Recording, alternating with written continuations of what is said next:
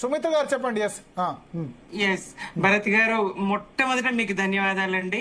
సమాజానికి ఒక బాధ్యతాయుతమైనటువంటి మీడియా పాత్ర మీరు పోషించారు, ప్రజల పక్షాన మీరు మాట్లాడిను. ఇక్కడ ఏకపక్షంగా మాట్లాడిండ్రు అని కోదండరాం లాంటి ఆచార్యులు అన్న మాటలు నేను ఖండిస్తా ఉన్నా. ప్రజల పక్షాన ఉండి మేబీ ఇప్పుడు అందరికీ యాక్సెప్టబుల్ గా మనం ఉండలేం. కొద్దిమందికి ఇప్పుడు ఈ నిమిషంలో బీఆర్ఎస్ కు అది యాక్సెప్టబుల్, కాంగ్రెస్ కాదు. మొన్నటి వరకు వినండి, మొన్న ఇప్పుడు మావోయిస్టుల ఇష్యూలో నేను బీజేపీ తీసుకునే స్టాండ్ తీసుకున్నాను, nationalistic stand.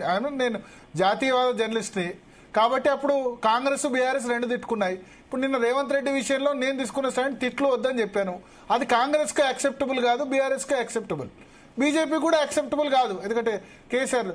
So issue wise ఉంటుంది, సింపుల్. ఇప్పుడు కోదండరాం గారి రెస్పెక్ట్ నేను కూడా ఒపీనియన్, సారీ ఆయన ఒపీనియన్ నేను కూడా రెస్పెక్ట్ చేస్తా. But it's my stand. ఒక ముఖ్యమంత్రి డైరెక్ట్ గా తిడుతున్నప్పుడు తిట్టకూడదు అని చెప్పడం తప్పు కాదంట. అట్లాగే జాతిపిత విషయంలో వేరే భావాలు, సోనియా గాంధీ జాతిపిత అనొచ్చు, ప్రొఫెసర్ మన ఏమంటారు కోదండరాం గారి పేరు కూడా జాతిపిత దానిలో పెట్టే. కోదండరాం గారు, జయశంకర్ గారి 3 ఆప్షన్స్ ఇచ్చాం, ముగ్గురిట్లో ఎవరని. ఎందుకంటే ఆ ఇష్యూ ఏం చేసింది నేను కాదు, ముఖ్యమంత్రి అనుకోలేదండి.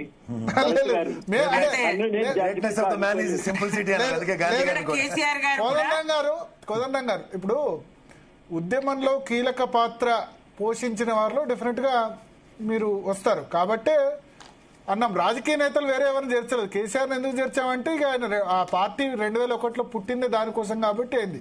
మిగతా ఇద్దరు మిమ్మల్ని 3 ఆప్షన్స్ లో పెట్టాం. మీకు కూడా కోదండరాం సార్ కూడా రాజకీయ నేతనే అండి భరత్ గారు. మీరు కోదండరాం సార్ కూడా రాజకీయ నేతనే. అప్పుడు కాదు రాజకీయ నేత 2000 తెలంగాణ జనసమితి పెట్టినప్పుడు ఉద్యమంలో రాజకీయ నేత కాదు కదా. కాదు సరే శరత్ గారు, నేను మాట్లాడలేను. చెప్పండి సుమిత్ర గారు. నాకు చెప్పండి. అయితే ధన్యవాదాలు చెప్పినా సరే సంతోషము. మీ ఏదైతే చర్చ ప్రజల్లో జరుగుతా ఉన్నదో ఇప్పుడు ఈ సందర్భంగా కేసీఆర్ గారికి ఇదిగో జైలు, అదిగో శిక్ష, ఇదిగో సిట్ అన్న సందర్భంలో ప్రజల్లోంచి వచ్చింది. అదే సందర్భంలో బీఆర్ఎస్ గా మా గొంతులు కూడా నినదించినాయి. ఉద్యమ దళపతికి నోటీసులా, ఏది తెలంగాణ జాతిపితకు నోటీసులు అనే నినాదాలు మేము కూడా చేసినాం. ఎస్, బీఆర్ఎస్ కూడా మేము కూడా డిమాండ్ చేసినాం. ఎవరైతే ఇందాక కేసీఆర్ గారు ఎవరినైతే వేలు పట్టుకొని నడిపించిండ్రో, ఎవరైతే ఉద్యమంలో వాళ్ళను ముందుంచిండ్రో, మరి వాళ్ళు కూడా ఈ సందర్భంగా వ్యతిరేకించడం, వారి వైయక్తిక ప్రయోజనాల కోసం వాళ్ళు విభేదించిండ్రు అనుకోవడానికి లేదు కదా.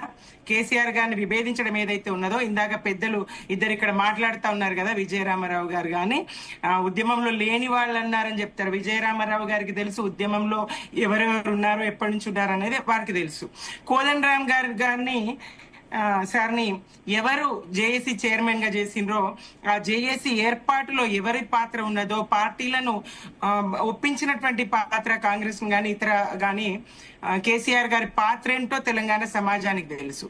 తర్వాత పరిణామాలు చూస్తే గనక 9.5 సంవత్సరాల పాలన ఏంటో ప్రజలకు తెలుసు. ఆ సందర్భంగా జరిగిన 1-2 చిన్న ఉదంతాలు అది మీరు ఎత్తి చూపడమే జరిగింది. అది కోదండరాం గారి అరెస్టు గానీ ఇట్లాంటి. ఇప్పుడు రేవంత్ రెడ్డి గారు చేస్తున్నటువంటి పాలన వైఫల్యాలను కప్పిపుచ్చుకునే ప్రయత్నంగానో, లేకపోతే మీడియా దృష్టి మళ్లించే, ప్రధానంగా ఇప్పుడు ఆయన మొత్తుకునేది ఒకటే, బీఆర్ఎస్ కు సోషల్ మీడియా బలంగా ఉన్నది.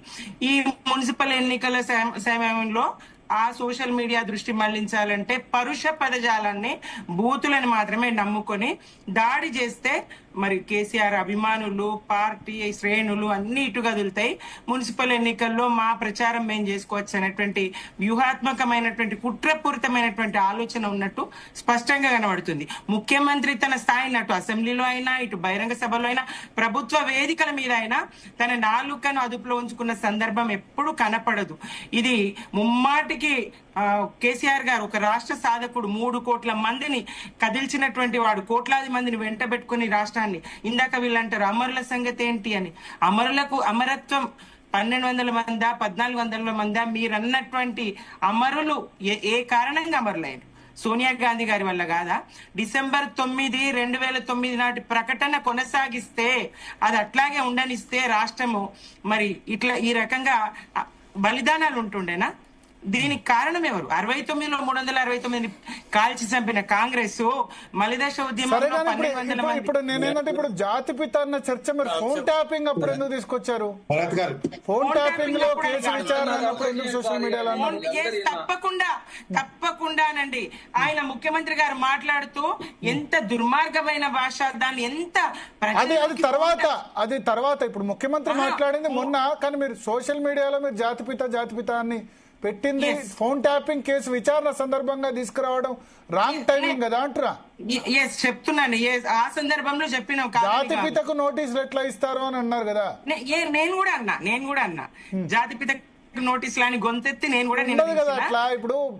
ఇప్పుడు కేసు అయితే ఎవరికి ఎగ్జామ్షన్ ఉండదు, ఎక్సెప్ట్ రాష్ట్రపతి, గవర్నర్, వీళ్ళని తప్ప ఎవరైనా కేసు అంటే విచారించాల్సిందే. కానీ ప్రజల్లో ఒక తప్పుడు ప్రచారాన్ని ఎట్లా చేస్తా ఉన్నారు? భార్య భర్తల సంభాషణలు వింటారా? ఇది విన్నారు, ఇట్లాంటిది అసలు మనిషేనా? ఇది ఇవ్వాలటి మాట కాదు. ఈ ప్రచారము అసలు అధికారంలోకి వచ్చిన నాటి నుండే దుష్ప్రచారాలు మొదలు పెట్టిండు. ఎలా విచారణలు చేయొచ్చు, విచారణ అనంతరం దోషిగా తేలితే రేవంత్ రెడ్డిని తీసుకపోలేరా? రెడ్ హ్యాండెడ్ గా పట్టుబడ్డ సందర్భంలో రేవంత్ రెడ్డి గారు జైల్లోకి వెళ్ళలేదా? తీసుకెళ్లలేరా?